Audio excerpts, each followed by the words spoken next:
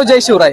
आपण सध्या आहोत रोहिलागड केसरी मैदानामध्ये आणि या मैदानामध्ये अखिल भारतीय बैलगाडा संघटना छत्रपती संभाजीनगरचे माजी उपाध्यक्ष आणि सध्याचे सचिव राठोड साहेब त्यांच्याशी आपण हिंद केसरी मैदानाबद्दल माहिती जाणून घेणार आहोत.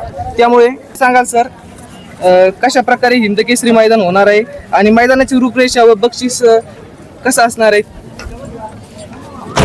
हिंद केसरी मैदान जो आसरा माता केसरी जो मैदान आहे, आसरा माता मैदानाचे इथे बैलपोळा निमित्त सर्वात मोठं मैदान म्हणजे जे आपण ज्यांना मान दिलेला हिंद केसरी, तो मैदान 12/9/2026 रोजी आपण आयोजन केलेलं आहे. आयोजन नियोजन त्याची रूपरेषा जर बघायला गेलं तर जे हिंद केसरी मैदानाला ज्या ज्या अटी नियम असतात ते सर्व अटी नियम बैलपोळा निमित्त हिंद केसरी मैदानाला राहणार आहे.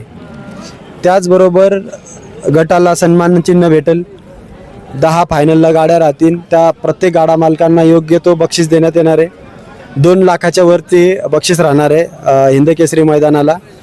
व ह्या मैदानासाठी पूर्ण गावकरी व जे गाडा मालक आहे खूप जास्त उत्सुक आहे, हे आम्हाला माहीत आहे.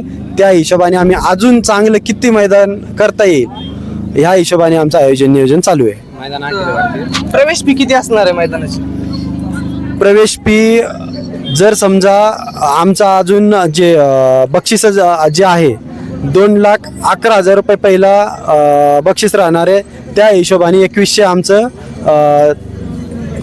प्रवेश फी राहायचं आमचं चाललेलं आहे. याच्यामध्ये पण कमी जास्त होऊ शकतं. जर 2,11,000 रुपये पहिला बक्षीस असेल त्या क्रमाने शेवटचा बक्षीस 15,000 रुपये आम्ही ठेवणार आहे.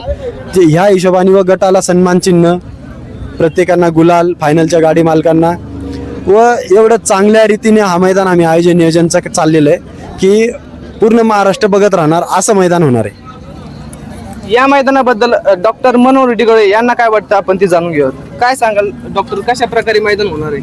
मैदान एकदम व्यवस्थित अखिल भारतीय बैलगाडी संघटना संभाजीनगर यांच्या नियमातूनच होईल आणि कुठल्याही गाडीवर अन्याय होणार नाही आणि योग्य तोच निकाल दिला जाईल. काय वाटतं किती नोंद होईल या मैदानासाठी? मैदानात माझ्या अंदाजेनुसार 900 गाड्याची तरी नोंद व्हायला पाहिजे. एक संभाजीनगर जिल्ह्यातील आगळं वेगळं मैदान असणार आहे. या मैदानामध्ये डॉक्टरच्या मते 900 गाड्यापर्यंतची नोंद होणार आहे.